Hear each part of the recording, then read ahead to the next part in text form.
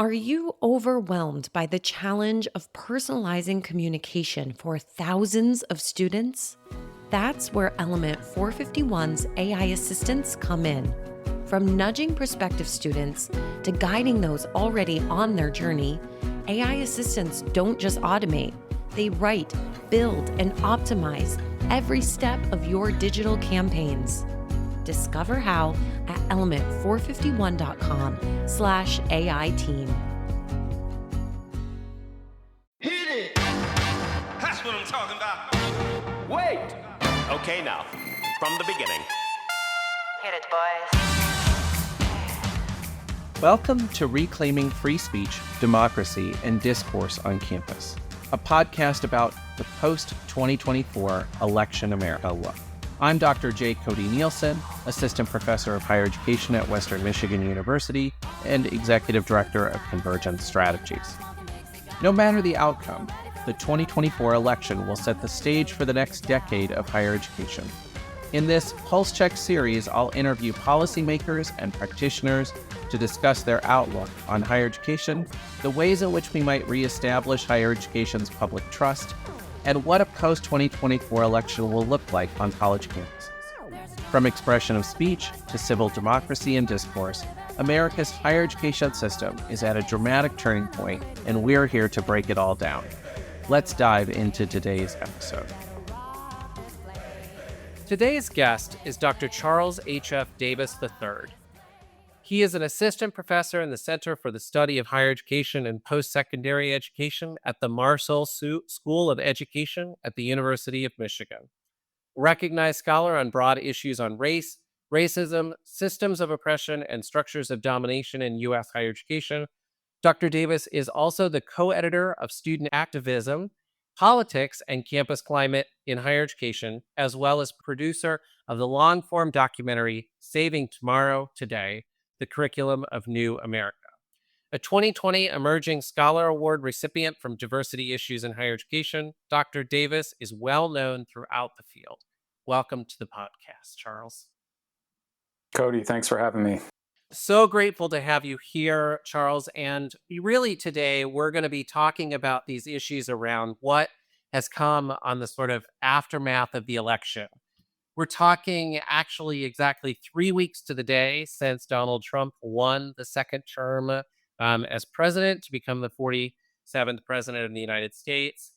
And as we sort of jump in today, I'd like you to tell our audience a little bit more about your work as it pertains to education and free speech and DEI work, so that those listeners that don't know as much about your work can hear a little bit more about your personal journey.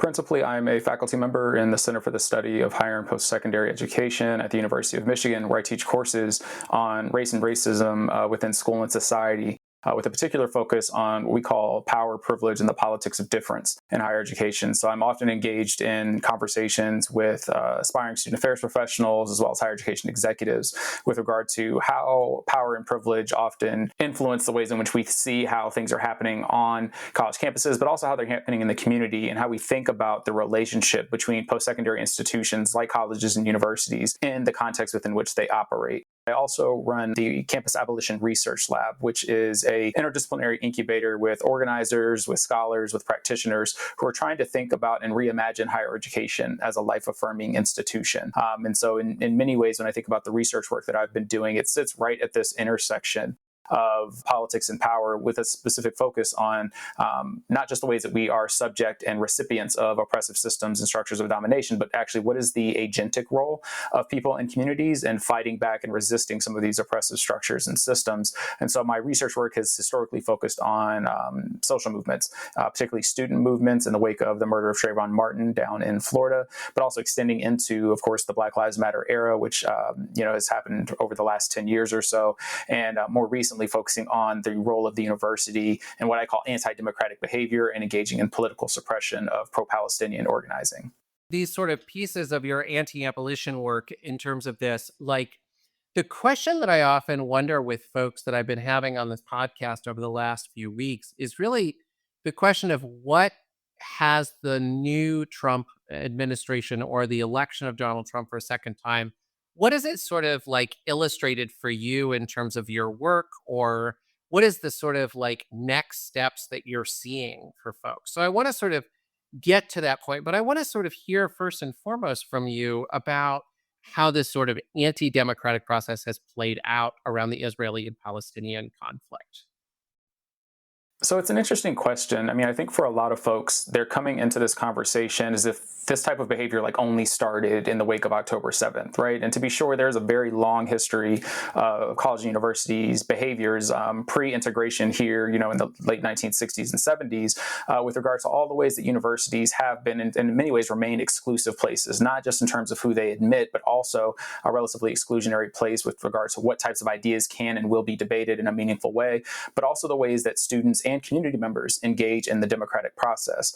And so what we've seen in, you know, the last year or so is actually just an extension of a lot of the things that we saw with regard to college university responses in the 1960s and 70s to organizing that was happening, right? We can think about the long Black campus movement and the role of Black student organizers coming upon integration of predominantly white universities, and the many of the things that they were having to organize for that ultimately resulted in things like the development of ethnic studies and Black studies programs, the institutionalization of Black administrators, as well as a number of other areas. And so that was also met with resistance, right, from universities with regard to their desire to meaningfully commit to desegregation law at the particular time, but also things with regard to higher education itself as a space of relative elitism, right, and thought of as a resource mostly for affluent white stakeholders, men in particular. We can also think about moments in history when many of the college universities in this country were not educating or open to educating women and other folks in their places, all of which, again, because of organizing, led to the broader access, right, and equity. And we see a direct response. You know, in my work, what we've tended to focus on is the rise of the modern campus police department. And so partly thinking about, you know, the relationship of police and broader society emerging first from slave catching, right, and the sort of post-emancipation project. We can think about Black Reconstruction in this particular narrative, but really the rise of the modern campus police department coincides directly with the rise of campus organizing and campus activism. And so in part, we understand that institutions have always resisted and often transformed slowly, but have not transformed at all without the demand, right, from students and communities. And so what we've seen in the last year then is this leveraging and weaponization and mobilization of policing, not just on the campus, right? So not just university police departments, but also municipal police departments. And part of our work uncovers how this relationship between campus police and municipal departments works in this cooperative way to engage in this larger political suppressive activity. We've seen this not only at the campus level, but all the way to the halls of Congress, right? We saw a number of resolutions passed that encouraged the sort of like stomping out, if you will, of student dissent on these campuses. And part of how we frame that with regard to this like anti-democratic behavior is that for many of these institutions, they espouse this value or this desire to prepare and develop, right, democratically engaged citizens ready to engage in a global and diverse democracy. And yet when we see that students, and in some instances faculty and staff, being able to exercise outside of the formalized parameters, so faculty senate, student government, resolution making, you know, statement writing, that many institutions are not being meaningfully responsive to that, even in so much as hearing what folks have to say, but also, again, mobilizing police to enact really brutal forms of suppression. We've seen the use of sidearms. We've seen the use of chemical and pepper spray. We've seen other physical altercations that are initiated by police to otherwise peaceful protesters that, again, are not even making space for a conversation. And yet part of what we hear articulated consistently is that this should be a space for us to have an open and democratic debate of ideas, right? A space in which ideologies can converge. We can have meaningful discourse. And yet, and still, we're seeing that when we are contesting power, having a different approach or different ideological framework that isn't consistent with the way that power moves, that is met with force and resistance. Mm-hmm.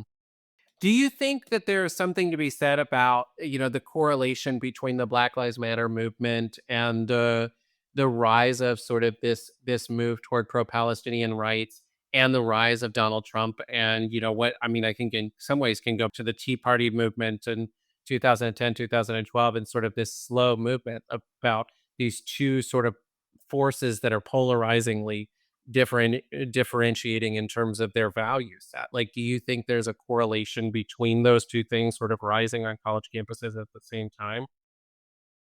Well, I think we always see movements on campuses be emblematic of the broader sociopolitical context, right? And so it's no surprise, or should not be a surprise, if we think about colleges and universities as microcosms of society, that they would also have active and organizing spaces right? And then when we think about the Black Lives Matter movement in particular, right, the genesis, at least in my estimation and in my work, can be found really with the Dream Defenders down in Florida after the murder of Trayvon Martin, which was a collection of current and former college student organizers who came together to advocate for justice, right? And so that sort of is the precipitating event, as we call in the movement literature, of BLM actually coming into its full moment. That, of course, was catapulted by then, of course, the killing of Mike Brown and Freddie Gray and communities. But we saw then the movement strengthen, and part of that is because students don't exist in this sort of vacuum of college university life. They traverse these boundaries, which are very permeable. And what we know from the literature as well is that students who are engaging in activism on campus almost always were engaging in activism off campus, and this is both historically true, but also in the context of BLM. We also saw this with organizers who were working to support the dignitary safety of undocumented folks on campus and beyond. So we're seeing that these things are definitely related. But I think what we're also seeing too, right, is not just that there's a relationship between BLM organizing and Palestinian organizing, but in fact, in the long history of Black organizing in this country, dating all the way back to the Panthers and even prior, that there has been this sense of what the Panthers called intercommunalism, right, that they had this global politic of understanding how the forces that are oppressing us here domestically are absolutely functioning abroad. And so the Panthers, Angela Davis, June Jordan, a number of folks have been writing and thinking about how imperialism abroad and colonialism, settler colonialism specifically abroad, was absolutely being manifested in a variety of ways. Of course, in the United States, which itself is a settler colonial project. So what we're really seeing is a resurgence of a long-standing set of solidarities we saw in the wake of what happened in Ferguson, right? The Palestinian organizers in Palestine, right, were sending, if you will, digital notes and letters to let folks know that, hey, we faced the tear gas you're facing in Ferguson. Here's how we're able to navigate it and deal with some of the things that were being affected by, because those things were directly related, right? We know that Israeli police and the state of Georgia, for example, have a reciprocity program in which they are engaging in training exercises together. So this is actually not surprising to those of us who have existed in this space, but in fact, again, an ongoing fight for the liberation of marginalized and oppressed people across the globe. Yeah. Well, it's interesting going back to this comment about sort of global imperialism. Higher education has always been a colonized structure. It's always been a racialized structure. I mean, there are endless and countless number of scholars and authors who have written about this. And I often wonder, what is the role of higher education meant to be? A colleague of mine out of Boston University and I have done some research on whether or not higher education has been anything more than the social location of progress, sort of thinking about this idea that has higher education been a protagonist in the sort of historical story around social issues and movements and progresses. My argument is that this is led by administrators and individuals who make huge amounts of decisions in terms of the posture of institutions, of which they're making huge amounts of decisions right now around limitations on free speech that extend back to Healy versus James questions and the questions of place, use, and time. And I wonder, what would you say back to administrators in terms of this moment in history about what you think they should be doing to be on the right side of history? I think that's probably the question I get most often, right? Is like, what should we be doing? And coincidentally, when I articulate my perspective on that, it's like, oh, well, we can't do that. Right. And so part of this, I think, one is like being students of history. And yes, I would be the first one to say that higher education has been as much a progenitor of society's problems as any institution. Right. We know it's one of the sort of longest standing and most visible vestiges of racial colonial history in this country. But when we look at the history, say, like in my area of abolition, and we think about the role that what they call like the abolitionist colleges in the Midwest played in like moving and advancing abolitionist discourse through, theological conversation, that we know that there has been an intimate role of universities in advancing levels of social progress, or at least providing an incubation. But this is also at a time where, you don't have what we understand to be the neoliberal university in its contemporary sense, right? We don't have what we call administrative bloat, where you have all of these administrators paid load sums of money to keep the place running and really to become more profitable, that isn't sort of centering on its primary educational function. DeVarian Baldwin has this analysis that sort of talks about how we think about the university itself almost as like a privatized hedge fund with an academic division, right? Like almost the educational function is so much secondary to the things that universities do. And so what that means to me then, right, is that as these institutions have become increasingly more capitalist, increasingly more invested in, racial capitalism and empire, that we have to take very serious stock of like what the role is of an administrator, and for administrators to be honest about what their role is within this sort of, very large bureaucratic structure. And also the ways in which administrators can and are being used at this moment, right, to advance things that may be inconsistent with their individual values. So what we're often seeing is that, are experiencing a lot of issues of shared governance at a number of colleges and universities. We're seeing boards of regents and trustees overstepping beyond their fiscal responsibility to make sure that the organization itself stays solvent to make certain types of policy decisions. But we're also seeing that across the sort of hierarchy of higher education leaders, that they are dumping in the lap of student life professionals and student affairs professionals to essentially function as what we call campus surveillance personnel. Right, we're all familiar with sort of the post 9/11 see something, say something discourse, and so we have an administrative body that's largely disconnected from students and even faculty and staff who are now charging administrators for policing students who are exercising otherwise defensible First Amendment rights in ways that we're not seeing for those students who are exercising similar rights on the side of power that's consistent with what the institution wants to move. And so I would ask administrators to really think critically and seriously about why you got into this work, especially if you're a student-facing administrator. Right, who are you most answerable to with regard to the types of decisions that you make, and are you willing to exercise the moral and political courage that is necessary to defend students from an institution that is tantamount to thinking of them as terrorists, to think of them as ex-citizens, to thinking about them as inherently criminal despite their paying the tuition, going to these classes, doing things that are enriching and improving the campus environment, which is historically and is contemporarily true, and whether you're actually willing to make that commitment and not carry the university's water to enact some of these very suppressive and repressive policies.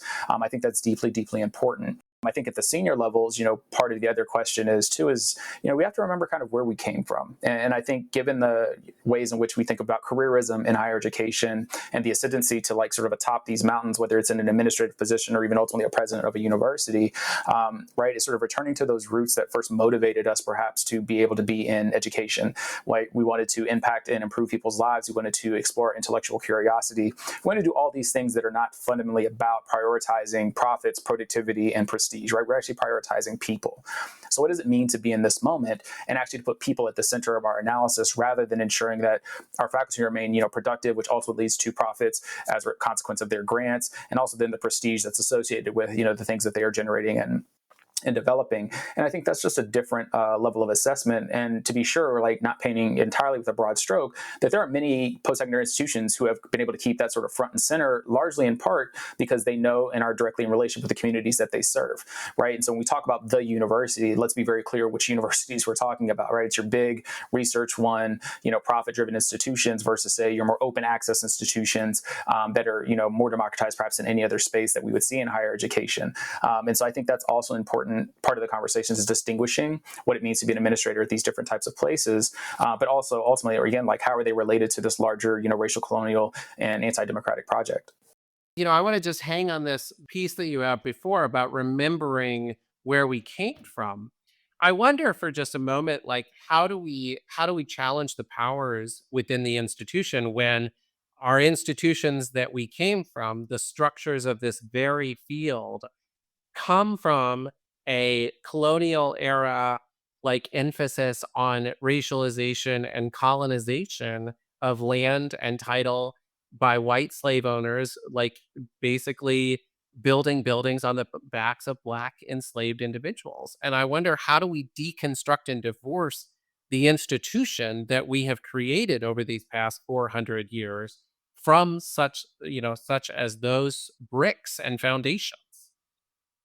Yeah, and I think you're right. Those things cannot be disentangled from one another. But I think part of what I'm attempting to articulate is when we look at student affairs specifically as a field, right, and perhaps a minoritized administrative field within the larger context of the university, many student affairs professionals and many student affairs leaders, right, are racially minoritized people, queer folks. It's folks who have existed in marginality for a number of generations, and yet and still they are being asked to do the work of cleaning up after a racial colonial institution, right, one that is deeply troubled by not only its history, but its contemporary realities and rollbacks of all the things that it committed itself to, of course, in the wake of George Floyd, but also over years of progress that had been made as a consequence of the organizing by these folks. And so I think I'm mostly troubled with, as I sort of talk about in my work, what does it mean to ask Black folks to clean up white folks' mess, right? Or ask queer folks to clean up, cis and heterosexual folks' mess, right? That they've created these structures and these architectures that have made really one's assertion of their humanity and dignity to be all but a violation of policy.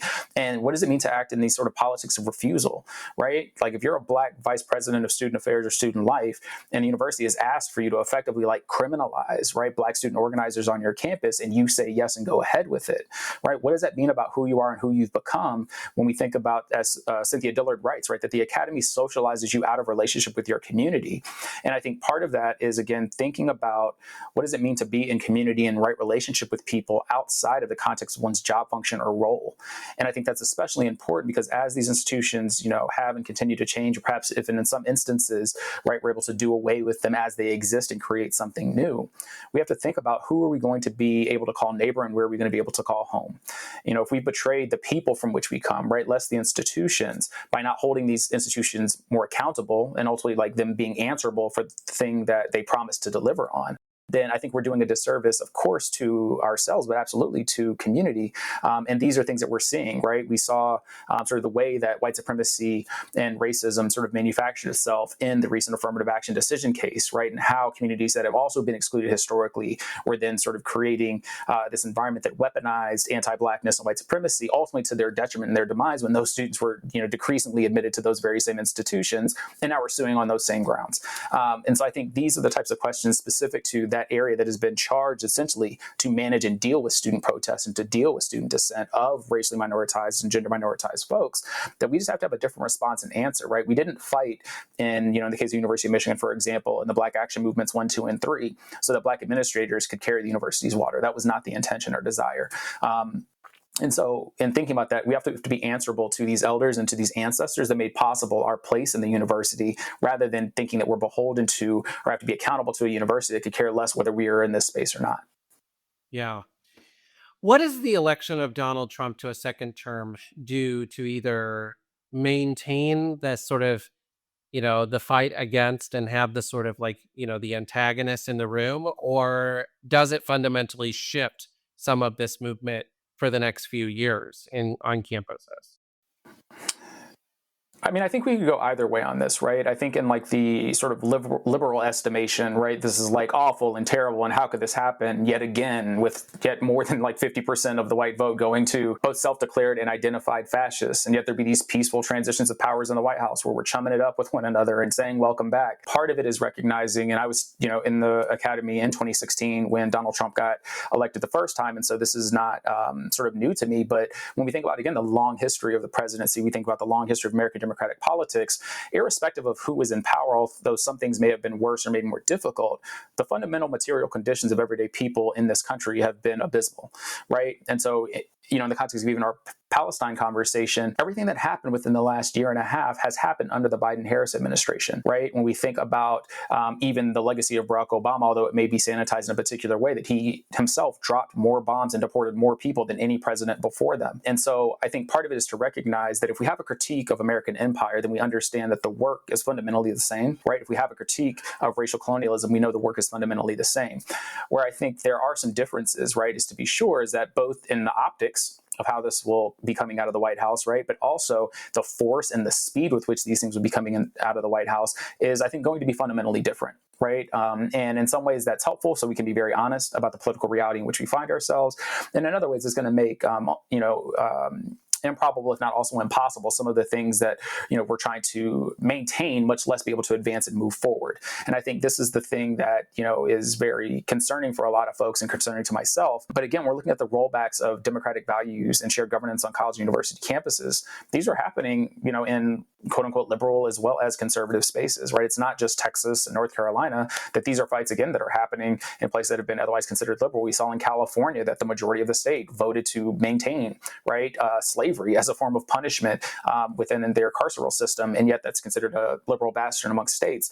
So I think part of it is just being honest and recognizing the reality that, what was quote unquote put on hold, although a number of Trump policies were continued in the Biden-Harris administration, right, are going to be picked up and moved with, deliberate speed forward. But in many ways, like, the work isn't that different for organizers on the ground who are trying to make sure that, like, families have food to eat and people have access to affordable housing. And these are things that within the liberal agenda have always been told that, like, they can wait, or that the optics of having, a Black president or a Black woman president in Kamala Harris is somehow going to alter and shift fundamentally those realities, when we know that the country and Congress and the Supreme Court at this point, right, is not moving to the beat of justice.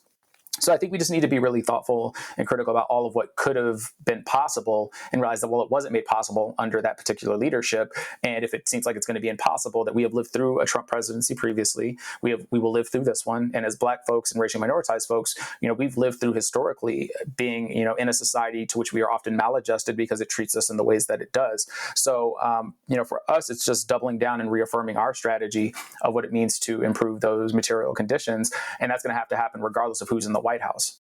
And I think that's important to frame for folks, is that we weren't poised to have the choice between one ultimately great candidate and one ultimately terrible candidate. But in many ways, for movements around social progress, we have to interrogate how all the parties are at this point not really working on benefit of folks that have been historically marginalized in the midst of this. So I wanted just to add real quickly, right, that in many ways over the last year, there was also this preemptive move towards more, conservative policy making, right, and conservative, policy accountability within higher education, almost preemptive of, an impending Trump presidency. And so what does it say for an institution that only 3, 4, maybe 5 years ago had committed itself to this anti-racist agenda being so easily swayed and moved towards more conservative values, right, or so easily eroding its diversity, equity, and inclusion offices despite policy not dictating that needed to happen, right? It's almost as if there was this smoke and mirror, this bait and switch where, we're going to do this for a little while and then we're just going to go back to the regularly scheduled program. And I think that to me should be most concerning at the local levels, be that college, university, or community, where folks are so easily ready to get rid of these things that they had committed themselves to when it was politically expedient. And that I think is the thing we cannot lose sight of, right? Is that the enemy had always been inside of the house, whether dressed up in new clothes, as Toni Morrison would articulate. And that is the thing about which we should be most concerned. I appreciate that clarification and that addition to this. I only have one more question for you, at least for now. I feel like there's a lot more that we could discuss in the midst of this longer. And I think maybe a little bit of a lighter question as we end, and that is the question of how are you taking care of yourself and how do you encourage others to care for yourself, because we are moving back into this period, but also continuously through this period. And I think people can get exhausted very easily in the midst of all the work that has to be done, especially white folks who don't realize just how hard the labor is going to be and how hard the labor continues to be for them to interrogate their right. What are you doing to care for yourself?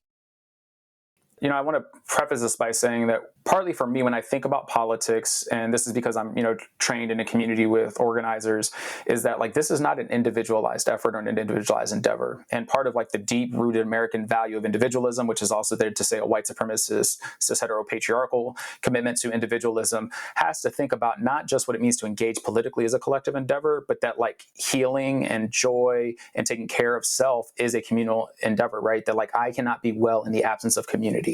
And so part of what I encouraged my students, the day after the election, because I taught the next day, was to say that, one, if the only way in which you are involved in the political process is through, electoral politics every 2 to 4 years, then you're missing opportunities to meaningfully engage in the politics that happens in between those election cycles. And part of that is because we aren't engaged in political homes, as we say in sort of the Black radical tradition. So find a political home, right? Find a community of people who are committed to struggling in the ways that you are committed to struggling, committed to study in the ways you're committed to studying, because ultimately that's where you're going to find most value and restoration and possibility, is by being in community with others. And so when I think about taking care of oneself, right, that of course there are individual efforts that we can and all should do. I'm a big advocate for engaging in some level of physical fitness and activity in ways that will help, sort of push back against all the physiological ways that oppressive systems manifest within our bodies. And that could just be, doing yoga, breath work. I became a distance runner, in the last several months as ways of helping think about my own well-being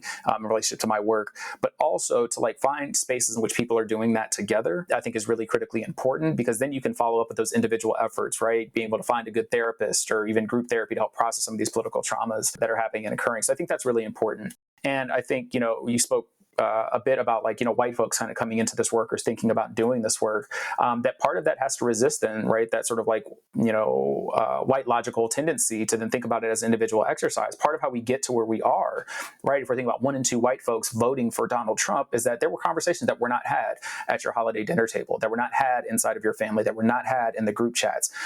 And so what does it mean to then think about what it means to be in a community which maybe you are considered the quote unquote bad actor, right? Or the agitator? And what does it mean to actually actually own that in ways where you can find other folks who, some of the literature might call race trading, right? Willing to sort of bet against the interest of white people and whiteness, and work in community with those people to figure out, like, what are you doing in your spaces in order to affect change and move white people into a different direction.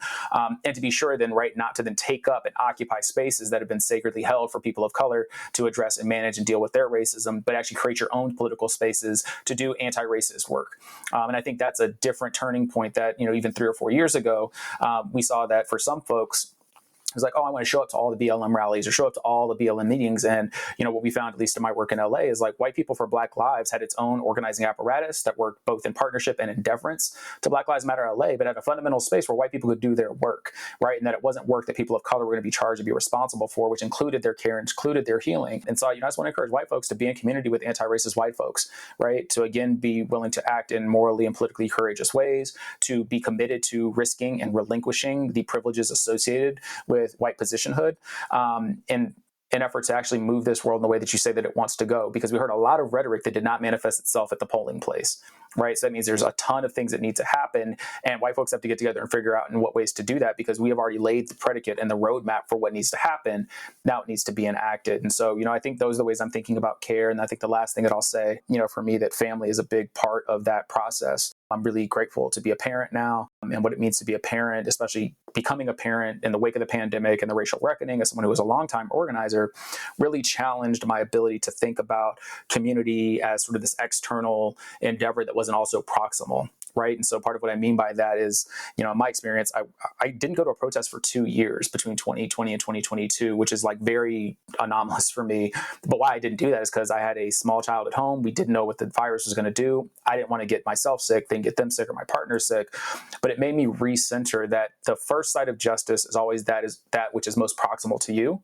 And that means I have to show up and be, prepared to show up for Black people that are in my closest proximity, which of course means my partner and my children.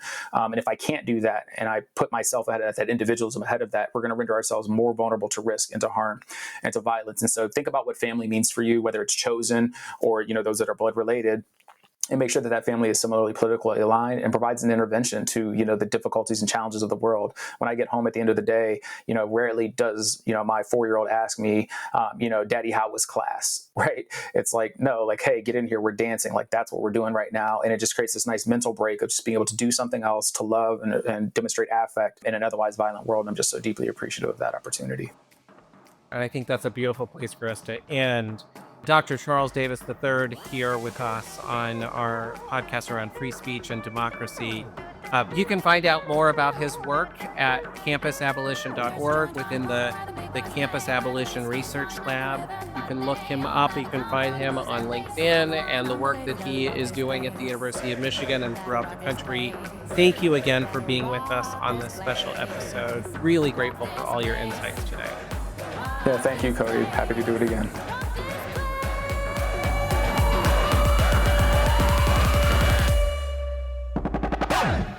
The Higher Ed Pulse is part of the Enrollify podcast network. If you like this podcast, chances are you'll like other Enrollify shows too.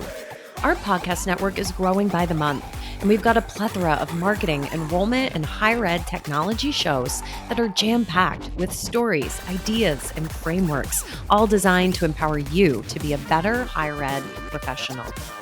Our show helps higher ed marketers and admission pros find their next big idea and features a selection of the industry's best as your hosts.